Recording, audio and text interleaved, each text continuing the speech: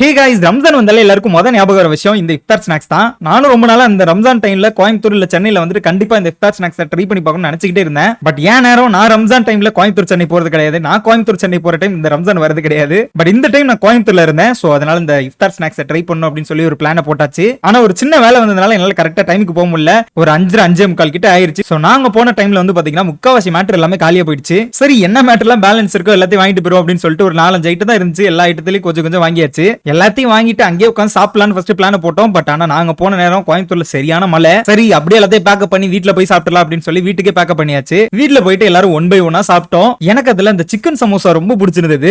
And மத்த எல்லா விஷயமே ஆவரேஜ்னு சொல்ல முடியாது, எல்லாமே டேஸ்டா தான் இருந்துச்சு. பட் ஆனா எல்லாமே டிஃபரெண்ட் டேஸ்ட்ல இல்ல, சேம் டேஸ்டா இருந்த மாதிரி எனக்கு ஒரு ஃபீல் ஆச்சு. அப்புறம் முக்கியமா அந்த சர்பத் சொல்லணும், அந்த பிங்க் கலர்ல ஒரு சர்பத் கொடுத்தாங்க, ஸ்ட்ரீட் அரேபியான்னு நினைக்கிறேன். செம்ம டேஸ்டா இருந்துச்சு, எனக்கு ரொம்ப பிடிச்சிருந்தது. பட் ஆனா அதுவே டேஸ்ட் கம்மின்னு சொன்னாங்க.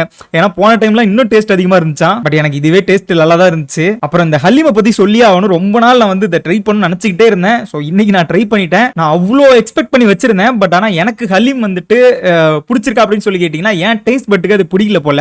ஏன்னா எனக்கு திகட்டுற மாதிரி ஃபீல் ஆச்சு. பட் வீட்டில் உள்ள எல்லாரும் செம்மையா இருக்கு சொல்லி வாங்கின எல்லாத்தையும் காலி பண்ணிட்டாங்க. ஸோ என்ன மாதிரி தான் உங்களுக்கும் இந்த ஹலீம் விஷயத்துல ஃபீல் ஆயிருந்துச்சுன்னா மறக்காம கமெண்ட்ல சொல்லுங்க. அண்ட் கோயம்புத்தூர்ல இந்த பிளேஸை தவிர வேற எங்கெல்லாம் இஃப்தார் ஸ்நாக்ஸ் பயங்கரமா சூப்பரா செம்மையா கிடைக்கும் அப்படின்னு சொல்லிட்டு மறக்காம கமெண்ட்ல சொல்லுங்க. நெக்ஸ்ட் டைம் நான் ட்ரை பண்ணி பார்க்குறேன்.